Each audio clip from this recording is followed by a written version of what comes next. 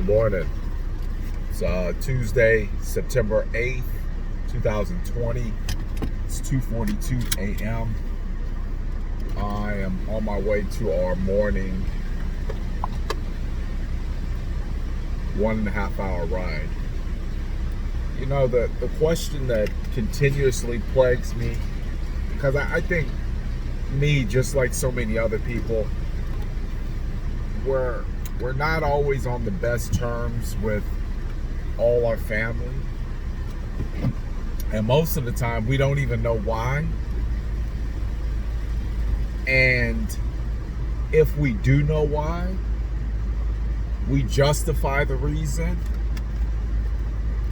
But I remember reading on somebody's timeline about how we will give a spouse, a husband, wife, boyfriend, girlfriend, we will give them chance after chance after chance, but let it be a family member and you're one and done. And it got me to thinking, why?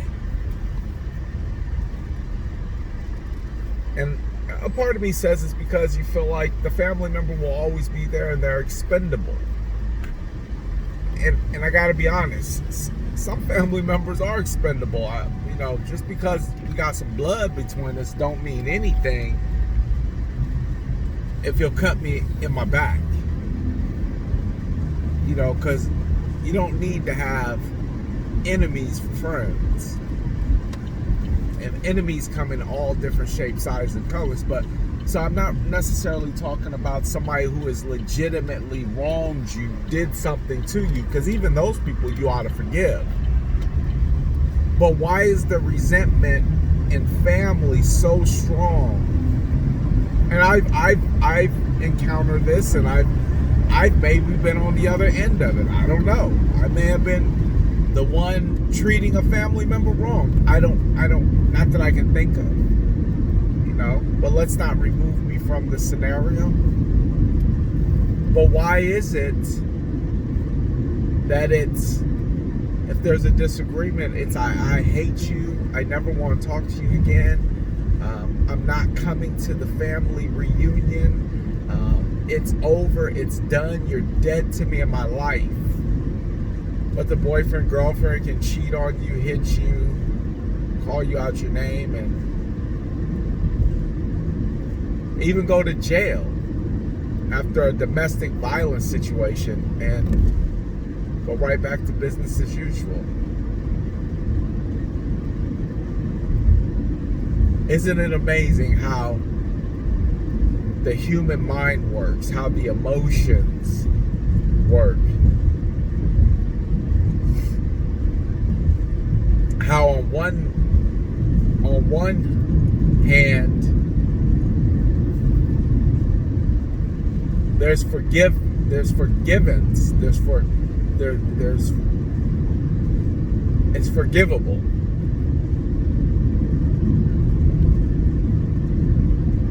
On the other hand, you're dead to me.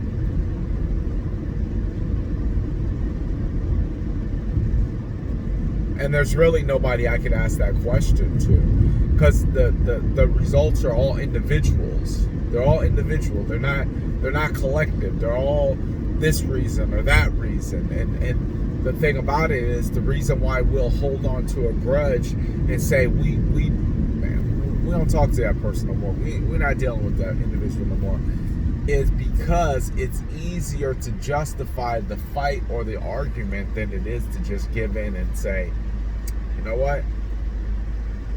Let's agree to disagree. And let bygones be bygones. I read somewhere that the strength of leadership has everything to do with being able to get in a disagreement with somebody and not take it as a personal shot at you that they don't like you. So if I want to be in a leadership position,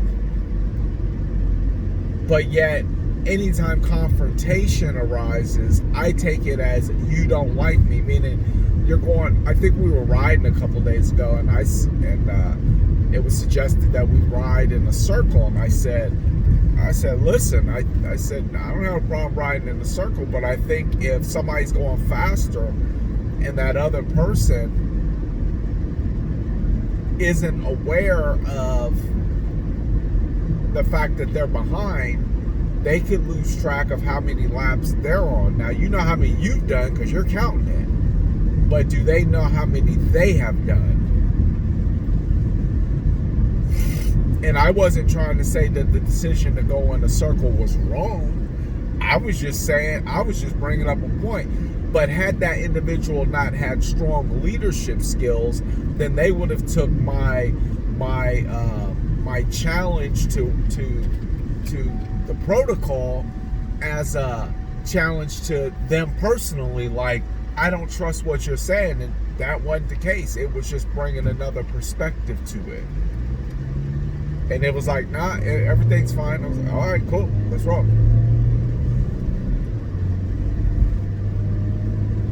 But something to contemplate. Why is it so easy to forgive the mate who has wronged you over and over, but the family member, it's like you're dead to me? Why?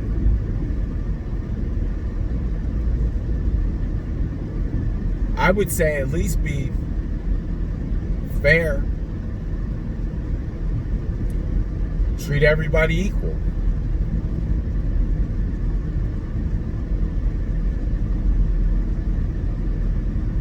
Interesting.